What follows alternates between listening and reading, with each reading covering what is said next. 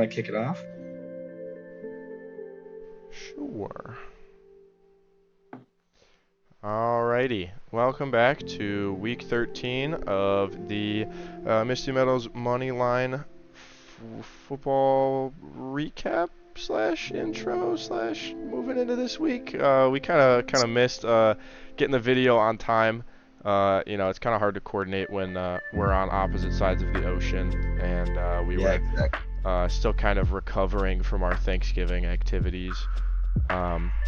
So unfortunately, we are starting this recording on Friday. We watched the Thursday Night Football game last night, so we're going to go over that just a little bit. We did thankfully have the wheel pick and our pick out before. I don't know if we posted it, but we did text each other about it, like, hey, we think this. Yep. So we'll go into that real quick.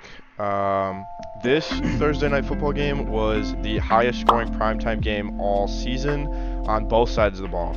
I know that there were a couple of games where teams put up 30 plus, but the other team did not. But both sides of the ball, both teams were 30 plus. What was it, 41 to 30? 41 to 35. Yeah. This is the first home game in a 14-game streak that the Cowboys have not covered the spread. Actually, that's not true, because going into the game, the record was 11-12 or 11-2, and now it's 11-3 in the past 14 home games. So, good on the Seahawks for that. And speaking of the Seahawks, DK had himself a game. He had 6 catches for 134 yards and 3 touchdowns. This man was truly standing on business as he celebrated his touchdown. That first touchdown, he's saying in sign language, standing on business. That's slang for taking care of your responsibilities. That was an impressive game. Couple other things to talk about. I made an impressive 6-pick parlay for the game, and I was like, 5 out of the 6 things hit before the third quarter even ended, so it was good. That was pretty crazy. Yeah, it was wild, because I was watching the fourth quarter. I was like, come on, and then like the last thing hit, and then I got to sit there and like aggressively refresh the page until the money hit my account. Until the money came in. Yeah, that's kind of how mine was too. Like, I mean, I put in it was a smaller bet, but like I put in Seahawks plus 9.5 and the over to hit in the game, because I just knew that like it didn't matter who scored the points, but I knew the over was hitting, and it's like completely smacked. So I mean, I went in, I only bet $5 on it. I'm a low roller, high odds low roller. But I went a little ballsy. I put in 25 and made 130. So yeah, dude. I mean, it was a really good Thursday night game to watch. I mean, we haven't seen a Thursday night game like that. Since Prime took over Thursday night. Probably haven't seen a game that good since the Bills-Rams opening game of last season. Yeah, right. And I also saw something today where it was like the NFL accidentally put on a playoff wild card game on a Thursday night football game instead of like during the playoffs. Yeah. Like, they accidentally put like a crazy game like that on Thursday night football, because they have a track record of putting the shittiest games in Thursday night football. Yeah. It's bad. It's really bad. Oh yeah. I think they did that just to like stick it to Amazon for stealing the show times, but yeah. Week 12 was good though. No buys. We had games like all weekend. I mean, we had like we talked about, we had the Thanksgiving games. Hope everybody had a good Thanksgiving too. And we also had like the Black Friday game, which I actually really enjoyed. I like having football on Friday. That was fun. I was super. That was a good one to watch happy too. About that. And then what else? There was and then Saturday was all the college games. You had the Michigan-Ohio State game, which was wild. Can't believe Michigan pulled off that win. That was a great game to watch. And then Sunday, you had all the games, Sunday night and Monday night. So it was a good week of football last week. Hopefully this week, even though there's some buys, we can, have the same good week. It came off to a hot start because of that Thursday night game. So we'll just have to see what's in store for week 13. But yeah, so we're gonna do a little segment real quick before we kick off the games for this week. It's a Would You Rather segment. It's a new one. We're just testing it out, seeing how we think about it. But we're gonna jump in. It's Would you rather be a Jets or a Panthers fan? And we're gonna discuss it for a little bit. But you guys drop comments down below. Tell us what you think. But honestly, man, from first thoughts, right? I'm thinking, okay, the Jets started off the season, Aaron Rodgers, 72 seconds into the game, gone, right? That was their franchise QB for the next 2 years, and he's gone. He brought in Lazard, he brought in whoever else with him, and he just Achilles gone, whatever. Or ACL, sorry. No, it was and then the Jets it was Achilles, you're right. And then you have Zach Wilson thrown in a position. He won the first game, great, good for him. And ever since then, he's been playing pretty awful, except for the game against the Chiefs where they barely lost. Yeah. What's the backup's name too? Because they took Zach Wilson out, put the backup in. Yeah, Tim Boyle, and he's also been playing like shit. Their QB room is absolutely terrible. The Jets have been bad. They haven't made the playoffs. They've been bad for the past decade, just so brutal.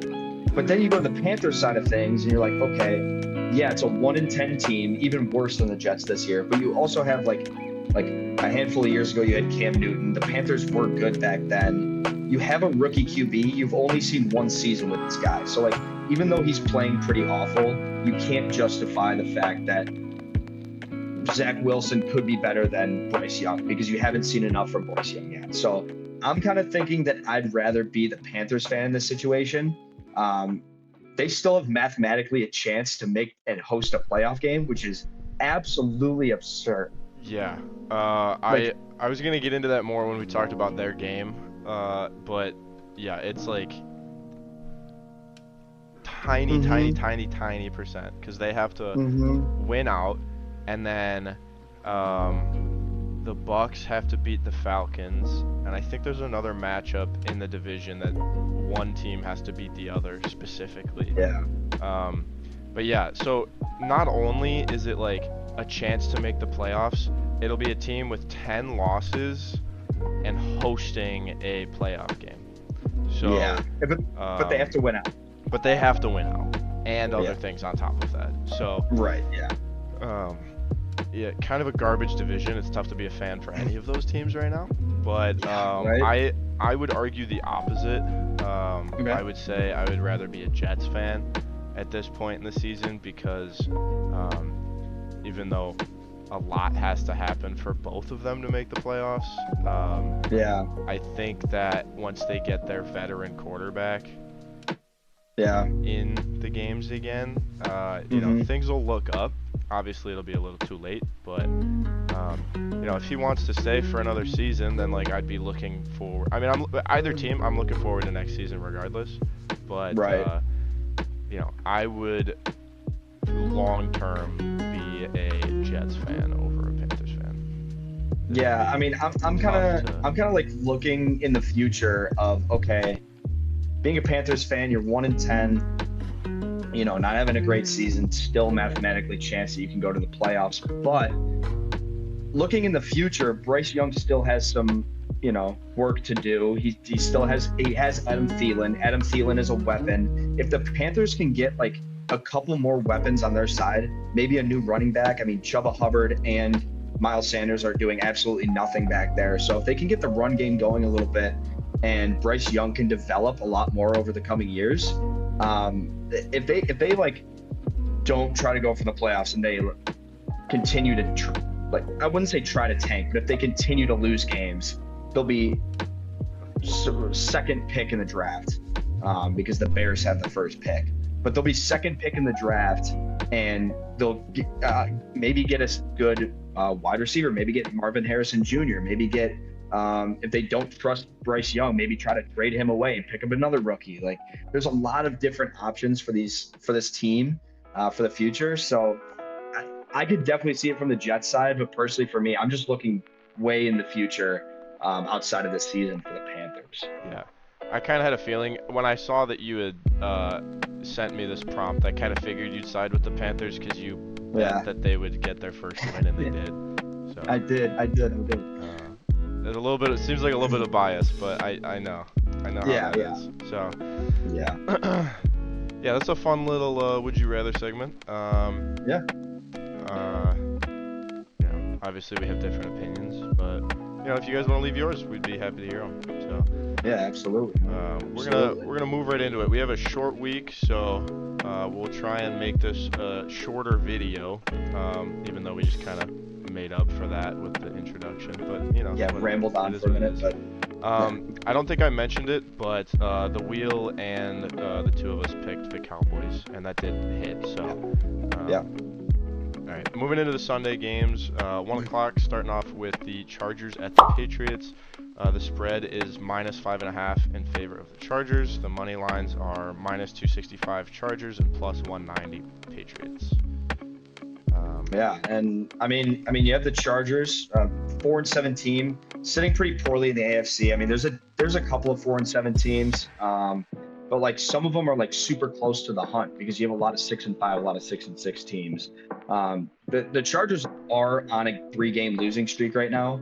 Although Keenan Allen has had himself a season so far, and Herbert has always been a promising QB, it's just really tough to watch such a strong team fail time and time again because of mistakes, and especially the defense too. The defense is letting up too many points, letting up scores that shouldn't happen, but it's also on the coaching too.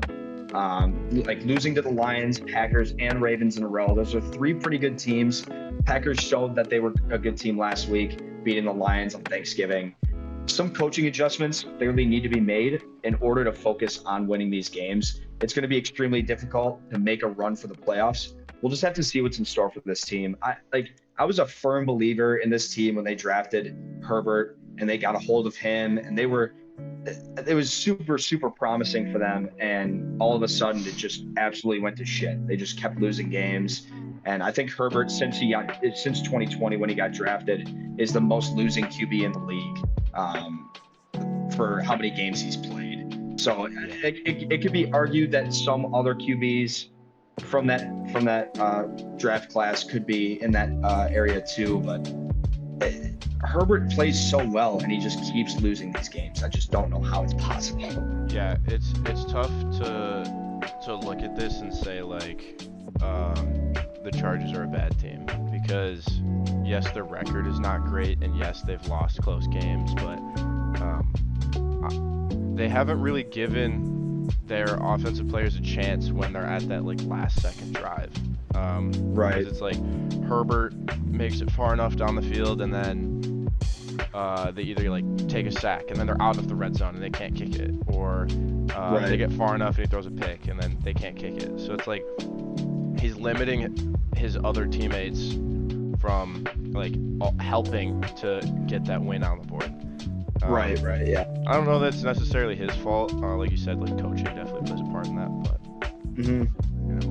it's tough to put all the blame on him when there are a lot of instances where the blame could have been on the kicker or the blame could have been on the receiver. Right. So, yeah, it just depends on the game. There's a lot of different players that you could put the blame on, but overall, like it seems like the coaching is definitely a problem. Like you said, game-winning drives, like that's a problem with this team. Like they would go on a field with 2 timeouts and 1:30 left in the fourth, down by 3 or down by 7, and they get to the opponent's side of the field, and then they either throw a pick or not convert on 4th down, and it's just so tough to watch a team like that do that. Yeah.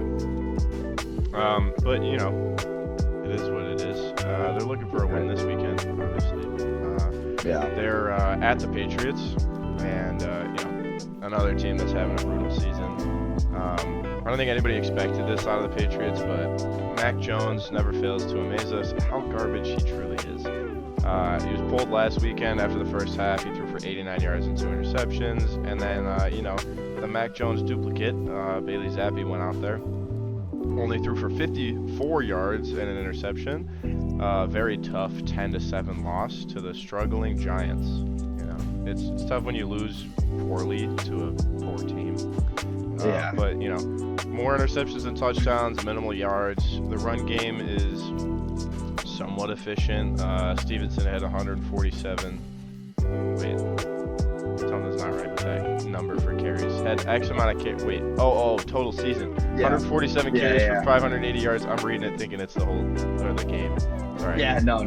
4 touchdowns for Stevenson on the season. If Belichick can figure things out, how to gain back control of his team, they could move up in the rankings, but looking at the rest of their schedule, it doesn't look like there's enough that are like guaranteed wins for them. Yeah, I mean, if the Patriots don't turn it around, I could honestly see Belichick either retiring or moving to a different team.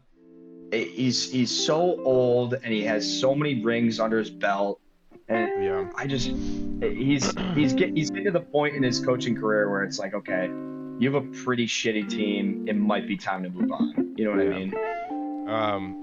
It would also be sort of like a Brady versus Belichick rematch, even though Brady's not in the league anymore. But he went to a new team, won a Super Bowl. So if Belichick could go to a team, turn things around at a different organization, kind of prove that it wasn't just Brady.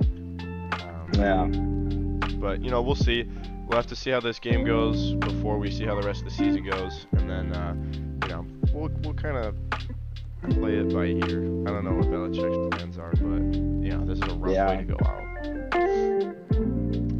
out. So the wheel picked the Chargers, and I agree with that. I don't think the Patriots really are going to come back from this. Yeah, I think the Chargers are on the line. Yeah, I think this should be a pretty easy win for the Chargers. Yeah. -5.5. I mean, they could do it, but it could be possible. I just the past Patriots games have been pretty low scoring on both sides, so seriously, it'll be tough to say who goes where. Isn't too bad. Yeah. So, but that's it. Just Chargers money line. Chargers money line. And moving into the next game, we have the Cardinals at the Steelers. The spread is Steelers -5.5. Money line Steelers -275. Money line Cardinals is +195. Steelers just keep winning games. I don't know what's going on. I don't know how they're doing it. Yeah. But after releasing Matt Canada, the Steelers had their first game of over 400 total yards in 58 games.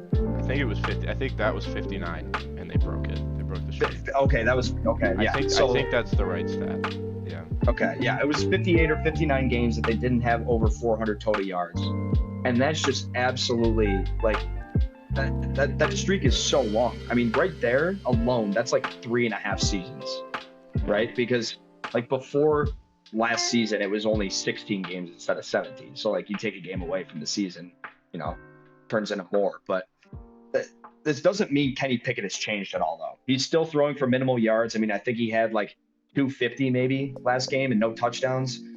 Yeah. Since the beginning, here's a fun stat for you. Since the beginning of the 2022 NFL season, Aaron Rodgers and Tom Brady have more passing touchdowns than Kenny Pickett. You notice how both of them haven't played this season at all. Yeah. Tom Brady literally retired last year. He hasn't played. Yeah. So aside from this brutal passing game, Najee Harris was able to get the run game going, even though Warren was announced starter a couple weeks ago. Harris has come out and he's actually been performing pretty well, which is good for my fantasy team. He scored a touchdown, a lot of rushing yards, even somewhat of a receiving back too. But somehow still winning games. The Steelers and Mike Tomlin are sitting at 7-4, making a possible run to the playoffs with a passing and receiving core that is borderline pitiful is going to be a little bit challenging. But I honestly think they could do that. They're just in a pretty tough division with the Browns and the Ravens being around the same, record as them. I mean, the Ravens being better, but it's a hard division this year. Yeah, that's for sure. Makes it a little easier now that the Bengals are out. Well, not out yet, but Right. But still a tough division nonetheless. Looking at the Cardinals side of things, even with Kyler back, the Cardinals can't seem to get things together. Winning the first game he was back, but losing against the Texans and the Rams back-to-back. Rams at home, they gave up 37, only scored 14. The building process for this team is still in the early stage, and it's important to note that the coach is a first year. He's a new guy, so not really an excuse for being 2-10, but it is what it is. They also just released Zach Ertz, seemed to be mutual. Might give McBride a chance to have some more big games. I don't know how much of a difference that'll make putting in a new guy at that position, but I mean, it's not actually, because they've been using McBride a lot more than they've been using Ertz. Not a new guy, but Right. I mean, because a couple of weeks ago, I think it was 3 or 4 weeks ago, he actually had a game where he had 131 receiving yards and like a touchdown or something. So like, he clearly has been playing pretty well, and he's averaging maybe 40, 45 yards a game. So he's getting the ball. It's just they didn't need Ertz anymore because he wasn't doing as much as Michael. Yeah. I mean, fair enough. The wheel chose the Steelers. I don't know. I'm kind of hoping on a Cardinals turnaround here. Maybe the Cardinals will put things together, but the Steelers still winning. I feel like they might run away with it. I think I'll root for the Steelers on this one. Me too. At home too, you kind of okay. Yeah. See what this offensive coordinator has in store for his second game. I'm expecting a Steelers win here. Yeah. So jumping into the next game, we have the Colts at the Titans. The spread is Colts -1. The Colts money line is -125, and the Titans money line is -105. So this is going to be an extremely close game. The Colts, with them losing Jonathan Taylor, they now rely on Zach Moss to save the day. He has been the leading rusher for the season, which isn't saying too much, as Taylor did miss the first 4 weeks, and now he's out. We're not sure how long with a thumb injury. With the 27-20 win over the Bucs, it gives them a 3-game winning streak to build off of. So, it's like the Broncos. There's a decent amount of teams in the league that have a 2 to 3 game winning streak right now. Gardner Minshew is 3-1 on the road this season. He's looking for his 4th win with this second away game in a row. He has never won 4 straight games. 4 straight away games, I should say. So he's looking for his 4th this week. With Anthony Richardson being so promising, the Colts have really turned things around, even after that devastating loss of Anthony Richardson. The 6-5 team is looking to push for a playoff run if they are able to sneak in. A win here would heavily boost their odds for an AFC playoff push. I mean, like I said before, there's so many teams sitting at 6-5, 6-6 in the hunt right now. So if they could win this game, beat the Titans, who are kind of tripling a little bit, then that'll push them over the edge. Hopefully, rank them up higher in the hunt and get a little bit closer to making the playoff picture. Yeah. Like you said, the Titans are kind of lacking a little bit. And if we look at their quarterbacks, Tannehill to Levis comparison. Tannehill played 6 games. He had just over 1,100 yards and 2 touchdowns with 188-yard average per game. And then Levis has played 5, just over 1,000 yards and 6 touchdowns, averaging just over 200 yards per game. Obviously, Levis is the better option in this scenario, but not by much. It's an embarrassing quarterback room this season for the Titans. Thankfully, they have Henry, who continues to be the workhorse in the backfield, and even Spears has had a decent season considering he's the backup. We'll have to see if Levis can go back to how he played in that first start earlier this season, where he had D-Hop for 3 passing touchdowns, and half of the amount that he's thrown in the 5 games, but one thing to note is they're undefeated at home this season, so be on the lookout for a good game from them. But they're another 4-7 team that's falling deeper and deeper into the no playoff pit. Yeah. Kind of, projected to be an even matchup, but I think it looks clear that there's a winner here before the game starts. Yeah. The wheel says the Colts, and I agree. I do too. I just like the Colts. I don't believe in the Titans, man. I really don't. After Levis had that big game in his first start, he hasn't matched downhill from there. So that's the problem. I don't think that's coming anytime soon either. It's tough to see, but he's a rookie quarterback. He has played pretty well for a rookie, but we'll have to see how their season plays out and see if he's really worth it in the long run. But exactly. That'll wrap up the Colts at the Titans. And then the next game on the list, we have the Broncos at the Texans. Yep. We got the spread at Texans -3. Texans money line is -180, and the Broncos money line is +135. Broncos are currently on a 5-game win streak. Me and Nick are not too happy with the Broncos right now. Still, not the biggest fan of them. Nobody expected it after seeing them start 1-5. I mean, an absolute turnaround from this team. You could hate them all you want. If you're a big Broncos hater, hate them all you want, but man, is that impressive. Yeah. And since the game, here's another fun fact for you. Since the game, the Dolphins put up 70 on them.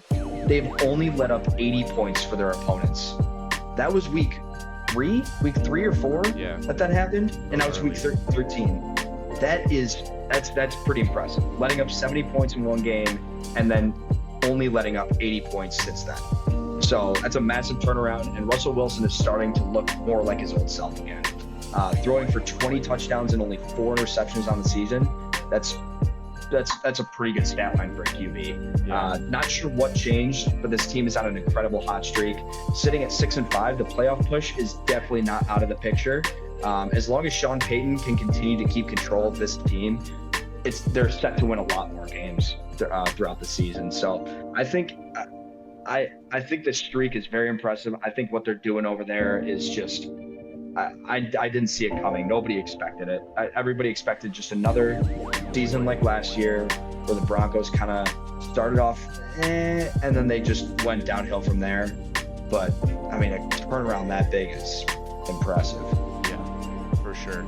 I think on top of his 20 passing touchdowns, he's got a couple of rushing ones too. I think so. I think it's like 4 or 5 rushing. So he's pulling it together. So yeah, it looks good for them. Still not happy about it, but whatever. Right. On the other side of this game, C.J. Stroud with the Texans, most likely rookie of the year, definitely in the MVP talks. He's having one of the most insane rookie seasons that we've seen in a while. Nico Collins and Tank Dell perform very well every single week. The Texans offense is a machine that turns most drives into scores. Devin Singletary took the backfield a lot more recently because of Pierce's injury, and he's averaged 44 yards per game, maybe a little bit more than that, 44 and a half-ish. But, it's fun to watch this team. Very devastating loss last week, breaking their 3-win streak. Looking to bounce back against the Broncos. This is a huge game and one that many people will probably be tuning into. That last drive was so impressive by the Texans. They made an incredible effort. They got just inside field goal range, and we watched it, and it was straight down the middle the whole way, no curve, and then doink. Yeah. If they would have been 1 yard closer, even half a yard closer, that ball was going in. That was so tough because that destroyed the Fantastic Four parlay that I had made for the week. That was, it was literally a yard. Move it up a yard, and he's making that. Yeah, tough to watch.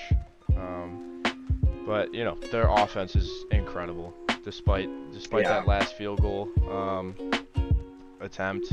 Their offense is really impressive. So, we're looking to see another big game from them this week. It's against the Broncos, who have been on a pretty nice scoring streak. I don't know off the top of my head what their total points is in their win streak, but obviously they're putting more up than their opponents. So the wheel picked the Texans, and obviously they look good, so that's a reason to pick them. But I'm still anti-Broncos right now. So I'm not so much anti-Broncos. I think this pick is definitely the fact that the Texans came so close to another game-winning drive that I think that they're going to come out strong, come out hot at home too. Like this is a big game, and I think the Broncos losing streak ends here. I mean, the Jags earlier in the season, a couple weeks ago, had their 5-game win streak, and it got absolutely blown out by the 49ers. So I think that I don't think it's going to get blown out. I think this is going to be a decently close game, but I'm going to take Texans money line for this one. Yeah. Seems like a safe pick. Yeah. Next up, we have the Lions game at the Saints. The Lions spread is -4.5. The money line is -220 Lions and +160 for the Saints. I'm just going to keep this short and sweet here for the Lions. They are poo-poo-caca on Thanksgiving when the moon is in waxing gibbous. That's it. That's the stat. The Lions are 0-12 when these are the playing conditions. Their offense looked good in the back half. They were off to a rough start. They were down by quite a bit going into the half. They made a turnaround, but it wasn't enough. The reason I make fun of this stat is because it is so wildly ridiculous. And it's happened 12 times. I mean, I know the moon is on a consistent cycle, but like for the Lions to match that, I mean, that's tough. But the script writers went crazy with this one. Oh yeah, they dug deep. They've been planning this for a long time. Exactly. Planning it since like the 80s. Yeah, dude. But the Lions, like, aside from that, like, they're another team where they just can't beat over 500 win teams. They're just another one of those teams, and as good as they are, we kind of saw them get embarrassed last week on Thanksgiving, where they really shouldn't have lost. So hopefully the Lions can turn it around, because that offense is absolutely lethal. Oh my God, the running back core, wide receiver core, Jared Goff. If he could stop making some mistakes, I think the Lions have a pretty good chance of winning this. But against the Saints, they're a team that's kind of been in the shadows this season. At least for me, at least for us, kind of. I really haven't seen too much about this team. I haven't really watched any of their games, been paying attention to really anything about them. Yeah. They just haven't been like, they've just been an average middle of the line team that nobody really cares about this season. The run game had 168 total yards, with Jamal Williams still not getting as many touches even after coming back from his injury, which I'm kind of pissed about, because he was such a workhorse goal line back. Yeah, the first like 2 or 3 weeks that he was on the Saints, I was following it because he was playing so well. But once he stepped out on injury, it's been tough to watch. Yeah, it really has. So hopefully they can get him a little bit more involved, but they did only punt once, which does show that their offense can push down the field, but they didn't score any touchdowns. They pushed down the field and had 6 field goal attempts, making only 5. So that kicker really showed out that game. Shows that they are getting stopped in the red zone, which is not, I mean, you need the touchdowns to win. You can't run down the whole field, only punt once and settle for a field goal every drive. You have to get in the end zone. You have the players to do it. Olave, you have Kamara. Just get in the end zone, man. Toss it up to Taysom Hill. They'll find a way in the end zone.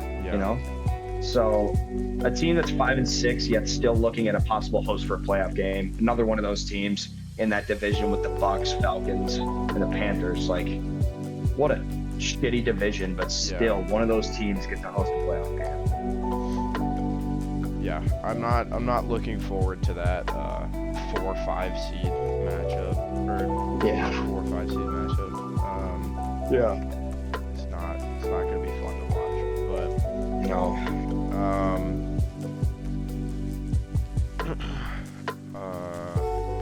Sorry, I'm looking ahead. I'm looking at Oh, no, you're good. Do I have to talk about another team? No, sorry. The wheel picked the Saints. I mean, they're going to need touchdowns to score and put up points, but I don't know that they'll be able to do it. The Lions defense has what it takes to keep a score out of the end zone, or to keep a team out of the end zone. They're coming off of a close, tough loss last week. I think the Lions turn it around. They're coming back. Yeah. The Lions are winning this game. I don't believe the Saints win this. I really don't. Yeah, I don't think so. Which is good for the Panthers, but yeah. Yes. So that brings us into our next game. We have 2 more 1 o'clock games, and then there's 3 4 p.m. and then Sunday and Monday night. So we're looking around halfway through. Falcons at the Jets for our next game. Falcons spread is -2. Falcons money line -140. Jets money line +105. Bijan hard carried this game with 91 rushing and 32 receiving yards. I mean, that was like there was nobody else. It seemed like he was the only player playing on the field, dude. And having a touchdown in each two. They need to bring up the passing game to match the run game if they want to continue to perform that well and outscore their opponents like they did against the Saints last week. Though we might not see any increase in passing stats because they are facing the Jets this weekend. So red zone defense looks great, holding the Saints to only field goals, like we talked about. No touchdowns. So I'm hoping again this week that they can do it again. Great red zone defense against a crippling Jets team. I mean, nobody expects the Jets to even get in the red zone this game, I'm sure. But Bijan just, man, he was great at the beginning of the season. Fell off for a couple of weeks, and now he's back. Now he's back carrying the team. So. Yeah, it's nice to see that he's back. It's good for them. They made the turnaround that they needed. Right into the end zone quite a bit. Mm-hmm. Looking at the Jets, though, like Raker said, crippling offense. Defense is their strength. We've seen it in the past 2 weeks. They are falling off. Both division matchups in the last 2 weeks, the Jets were outscored 66-19. 32 points from the Bills and 34 from the Jets. Not putting up nearly enough points to match that. These past 2 weeks, back to back, is the largest point deficit. Any back-to-back games that they've had this season. We know their offense can't keep up with Wilson, but things don't look too much better with Boyle. He had 179 passing yards, touchdown, and 2 interceptions. None of the receivers broke 45 yards. The top guy was at 44. They couldn't really get the run game going either. Bryce Hall did not perform as well as many people probably would have hoped.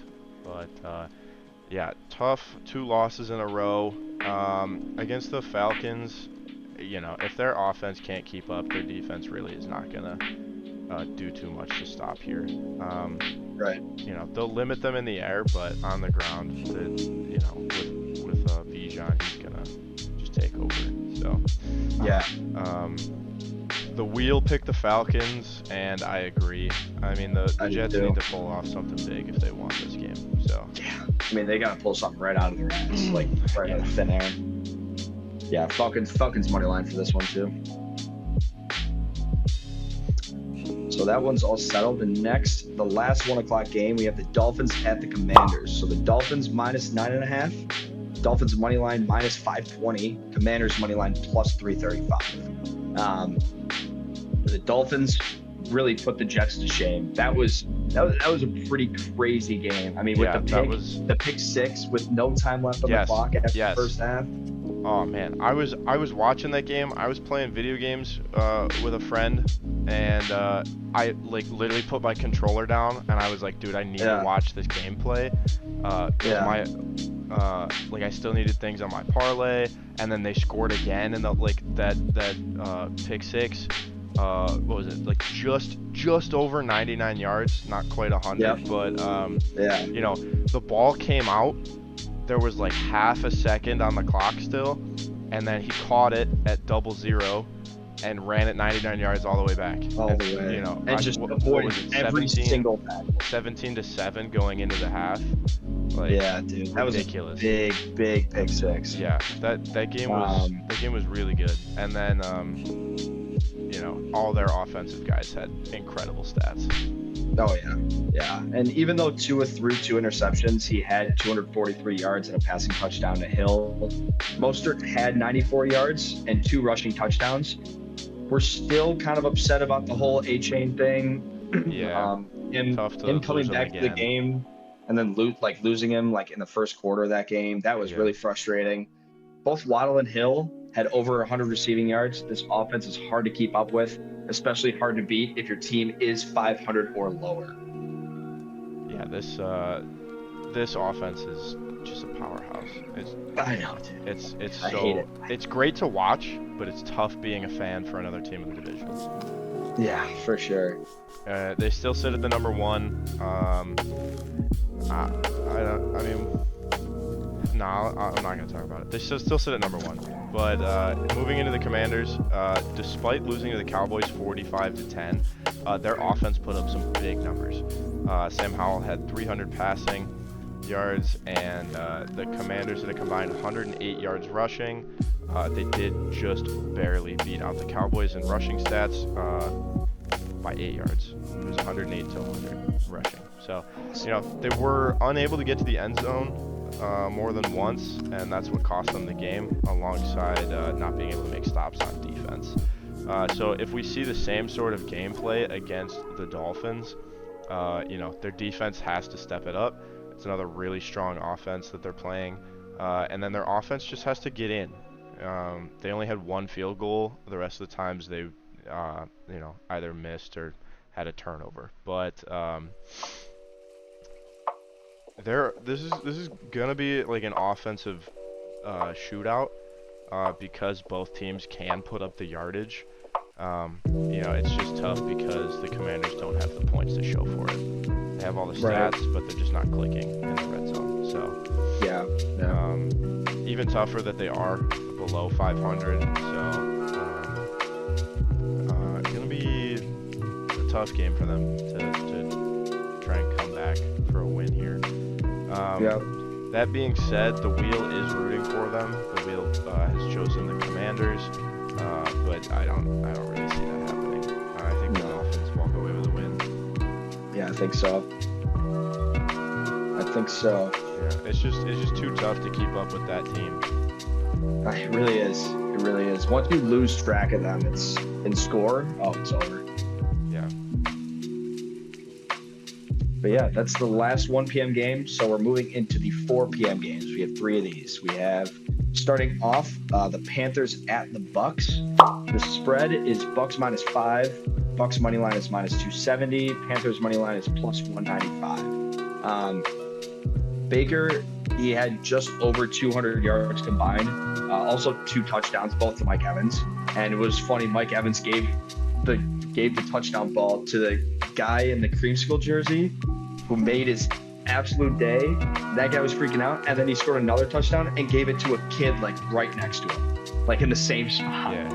That was pretty funny. But Baker also threw 1 interception. Rachaad White had 100 yards rushing. Sorry.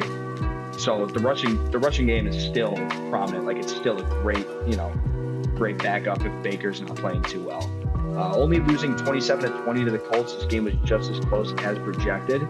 But moving into Sunday's game, this shouldn't have a problem beating the Panthers. I mean, the Panthers just not looking great. 1-10 team. I really don't expect the Panthers to win this game. I think the Bucks come out strong. I think the Bucks come heavy on the run game. Baker's going to have a decent game. Yeah. That's about it. I mean, we'll see how it goes. Panthers managed to keep up with the Titans last weekend. They only lost 17-10. Bryce Young had just over 200 combined passing and rushing yards. His primary target was Jonathan Mingo. We've seen that this offense is still not quite clicking, despite being the worst team in the league.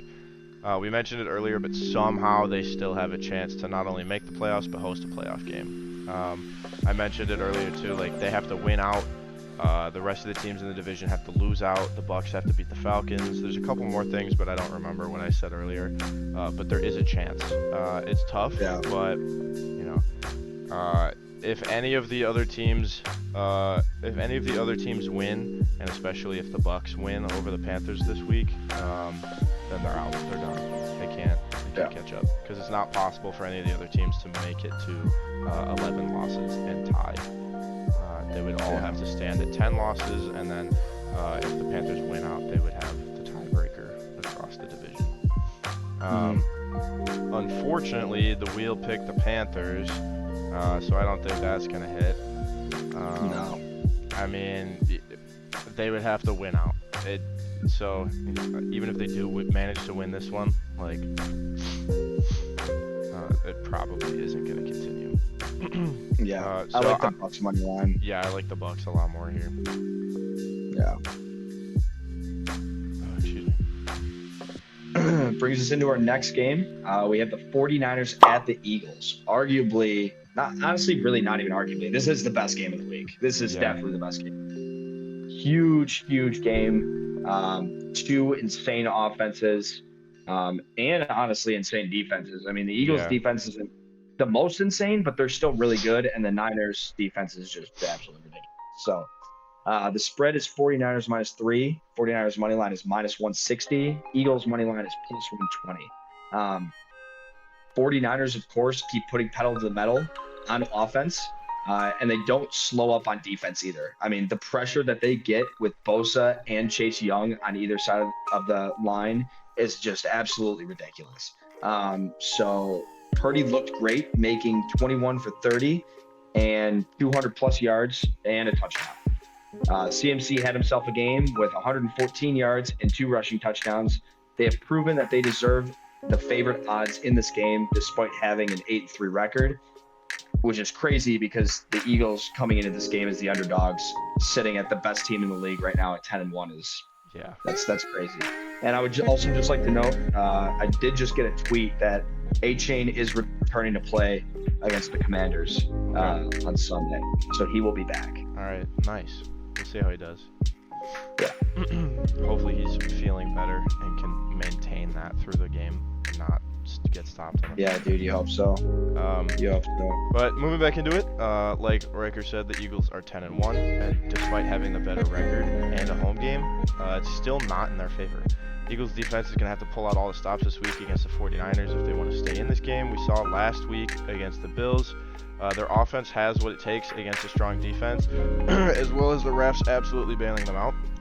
But, in order to close the score gap as well as take the win for the lead, their offense has to step up, or their defense has to step up. This is going to be an offensive shootout. 49ers probably going to be on the ground a lot. I know the Eagles have a really good run defense, but the Bills proved that that's not the case. They made a lot of rushing attempts, and I would say about 40 to 50% of them went for like 10 plus yards.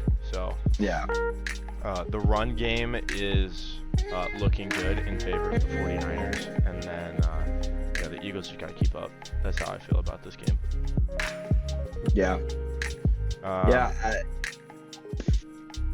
We'll pick the 49ers. I don't mind it. I really don't. Either. I don't mind it. I mean, the 49ers team is just so, they have so much depth on both sides of the ball. So I really do think that the 49ers come on top here. 49ers money line. Yeah. It's going to be close. It's going to be really close.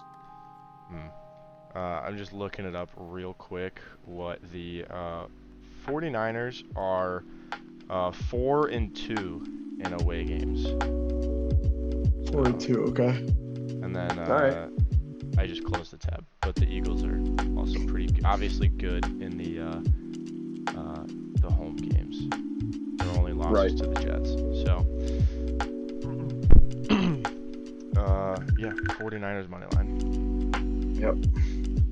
Next up, we have The Browns at the Rams. The spread is -3.5 in favor of the Rams. The money line is -200 for the Rams and +150 for the Browns.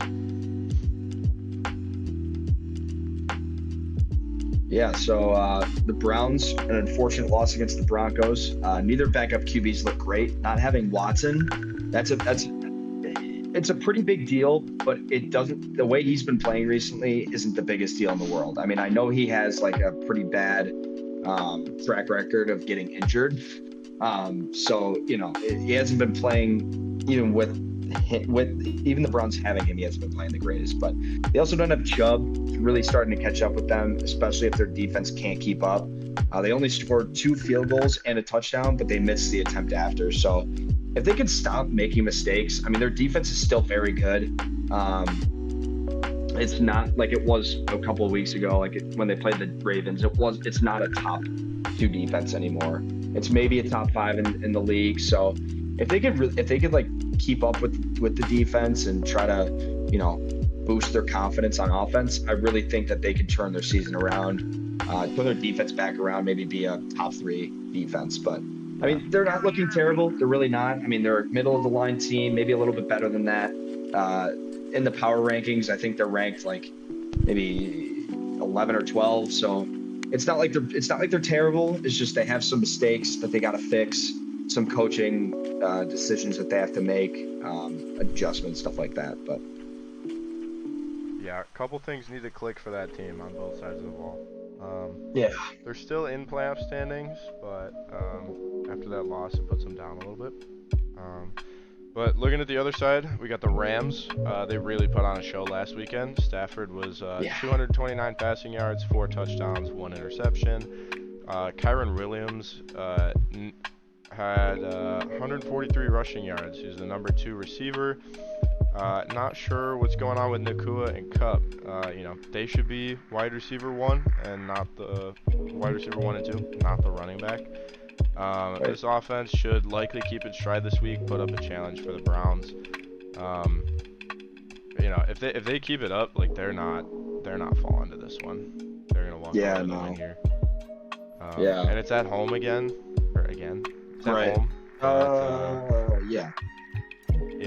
Looks good for the Rams. Yeah, I mean, the wheel picked the Rams. Personally, for me, I think I'm going to agree. I think I'm going to go Rams money line on this one. I just, even though I said some of those good stuff about the Browns, I don't think that they're coming out with a win this week. Yeah, they might make a change. They might look better, but I don't think it'll be enough. Yeah, I don't think so. All right, we got 2 fun ones left. We got Sunday night and Monday night. We have the Chiefs at the Packers on Sunday night. The spread is -6 in favor of the Chiefs. The money line is -285 in favor of the Chiefs and +200 for the Packers. Looking at the Chiefs, they had a poor start to the game last weekend, but they managed to tie it up going into the half, and then they really showed out in the back half offensively and defensively, winning the game with a final of 31-17. Mahomes threw for just under 300 yards. He had 2 passing touchdowns, and Isaiah Pacheco continues to angrily and aggressively move down the field into the end zone. This team continues to be an offensive powerhouse, and they are going to keep the ball rolling moving forward. Yeah, absolutely. And the Packers themselves, I mean, they came away with an impressive win on Thanksgiving against the Lions. That was like absolutely insane. It's all thanks to the Wax and Gibbous trend. Thank you. Appreciate that. The 0-12, Love threw for 268 yards and 3 touchdowns. Don't really expect that out of Love too often. I don't know where that came from. I have no idea, man. But looking like prime Aaron Rodgers. Holy shit. Christian Watson as his main target. The Packers can pull up an offensive show like they did last week on Thanksgiving. They might stand a chance against the Chiefs on Sunday night, but it is a home game for them. They are playing at Lambeau Field. That place tends to get pretty insane. So, the home field could definitely be an advantage, but I think that was a once in a while type of performance last week. I think the Chiefs. You were going to say Blue Moon, weren't you? Once in a blue moon. I was going to say once in a waxing moon. Once in a waxing give us. Once in a blue moon type of deal. So I think the wheel picked the Chiefs. I'm gonna go the Chiefs money line. Yeah. I don't think the Packers win again this week. Even if the Packers do pull off an offensive feat like they did last week, it's not gonna be enough to stop the Chiefs. Right. Yeah, that's I mean, if their offense can keep up, it'll be a fun game to watch for sure. But I don't know if they stand a chance. But, yeah. All right, moving into the last one. What are Monday Night Football? There it is, baby. There it is. Every single time. Yeah.